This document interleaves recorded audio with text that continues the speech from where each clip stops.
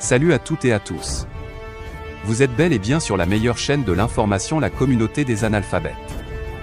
Vous informer est notre priorité, n'oubliez pas de vous abonner à la chaîne pour ne manquer aucune de nos prochaines vidéos. Allons-y. Le dernier sommet de la CEDEAO tenu à Accra en fin de semaine dernière pour statuer sur les cas des 3 transitions en cours, à savoir celle du Mali, de la Guinée et du Burkina, a conduit l'institution régionale à se dédire, à s'humilier quand, parlant de durée de transition, les autorités maliennes peuvent ne pas revenir sur leurs vieilles décisions que récusaient les chefs d'État et la France. Combien de fois les chefs d'État de l'espace s'étaient-ils réunis pour discuter de la situation de ces pays depuis que des militaires s'étaient emparés du pouvoir, justifiant leur irruption sur le champ politique ici par la malgouvernance, notamment démocratique, là par une insécurité qui prend des allures inquiétantes. Et les peuples, las, pouvaient comprendre et soutenir la libération de leur démocratie par les armes. Mais de toutes les transitions, c'est celle du Mali qui a le plus fait couler de l'encre et de la salive. La France s'en était d'autant irritée qu'elle a usé et abusé de tous les moyens pour mettre les bâtons dans les roues de la transition malienne, exprimant une aversion irrationnelle contre les nouvelles autorités du pays de Soundiata Keita. Personne ne pouvait comprendre pourquoi la France pouvait faire cette fixation sur le seul cas malien, quand même prétextant la durée inadmissible de la transition proposée, avec les autres cas et avec le cas du Tchad notamment, alors que l'on ne peut avoir aucune clarté sur la durée des transitions qui se mènent. Elle se fait compréhensible et indulgente vis-à-vis des autres pays. Mais pourquoi le Mali seul gêne ? La CEDEAO, pour retrouver sa crédibilité, a intérêt à défendre désormais des valeurs, notamment dans la gouvernance, la justice et dans la tenue d'élections propres. Si elle ne le fait pas, elle n'évoluera qu'à contre-courant de son époque et souffrira toujours de ne pas être comprise des peuples et sans doute aussi de mourir de sa bonne mort. Un concurrent dans la maison.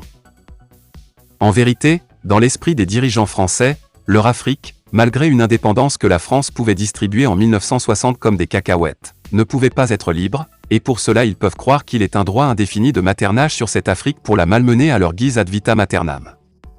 Jean-Yves Le Drian pouvait même s'inquiéter que sur le continent, certains de leurs concurrents, c'est son mot, se soient déjà installés sur le continent, leur ravissant leur place et leur influence. Mais à cette préoccupation française, la diabolisation de Wagner et de la Russie, les tentatives vaines d'opposer Goïta à Choguel Mega afin de fragiliser leur tandem, ne firent rien et les responsables maliennes restèrent, droits, dans leurs bottes, décidés à aller au bout de leur choix, quoi qu'il en coûte. Mais Emmanuel Macron, dans ses manœuvres, peut se servir de ce qu'une presse appelle ses valets locaux pour malmener les autorités maliennes et le peuple malien contre lesquels, sous injonction de la France tutrice, la CEDEAO marionnette pouvait prononcer, malgré le tollé et l'indignation que soulèvent ces méchantes décisions télécommandées au sein des peuples de l'espace, décidées à asphyxier le peuple malien qui cherche enfin la voie de sa libération. Mais, face à l'incompréhension de leurs frères africains égarés sur les voies de la France-Afrique, les Maliens et leurs autorités résistèrent, tenant jusqu'au bout, ne laissant paraître aucun impact de l'isolement assassin d'une CEDEAO qui peut alors oublier ses peuples pour faire plaisir aux colonisateurs. Et le Mali, vaillant, avançait. Fier de mener sa nouvelle épopée. Mise au ban de la communauté africaine, depuis qu'Emmanuel Macron, pour avoir conduit une politique intérieure et extérieure désastreuse, s'embourba dans les élections françaises, pour ne plus savoir quel discours tenir face à la dégradation des relations avec le Mali et la montée du sentiment anti-français sur le continent, la CEDEAO, égarée dans ses choix bidons, cherchait l'occasion et le prétexte de sortir la tête de l'eau. Alors que certains dirigeants qui n'ont pourtant pas de raison de lui faire la leçon pouvaient incarner l'aile dure du maintien des sanctions, le Nigérien et le Bissau-Guinéen, l'on apprenait que certains autres présidents de l'espace, mesurant le tort causé à ce pays frère, commençaient à se désolidariser d'une posture qui mettait en marche Bazoum, Mohamed et Sissoko Embalo au point de donner à leur peuple un problème de conscience. Le dernier sommet n'eut d'autre choix que d'adopter une nouvelle posture vis-à-vis du Mali pour lequel, presque la queue entre les pattes, l'organisation régionale annonce, humiliée, comme pour se racheter, la suspension des mesures de rétorsion prises contre le Mali depuis de longs mois, consacrant ainsi la victoire de la souveraineté et de la responsabilité sur la servilité et le cynisme politique d'une CEDEAO qui ne sait plus agir pour les peuples pour ne servir que de syndicat dans lequel les dirigeants en exercice s'imposent une solidarité dans les épreuves du pouvoir. La CEDEAO finit par faire ce qu'elle aurait dû faire depuis longtemps quand, face à son attitude, les Africains exprimaient leur incompréhension.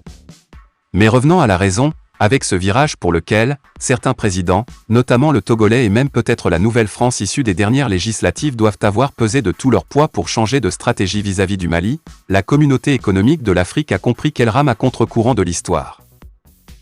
En vérité, tous les peuples rêvent de suivre la voie de la dignité que trace le Mali et c'est sans doute cela qui fait trop peur à une France qui, lorgnant les potentialités du continent, ne regarde l'Afrique que comme une réserve pouvant lui permettre de maintenir sa puissance et son influence dans la géopolitique mondiale. Une nouvelle ère s'ouvre au continent africain, irréversible. Si la France sait en tenir compte pour prendre le train alors qu'il est temps, elle pourra marcher encore avec des peuples avec lesquels son histoire est faite d'amour et de désamour. Si elle reste garrottée à ses vieux préjugés, la prochaine histoire belle de ce continent se fera sans elle. C'est donc sur ce petit pas d'information que nous allons nous séparer.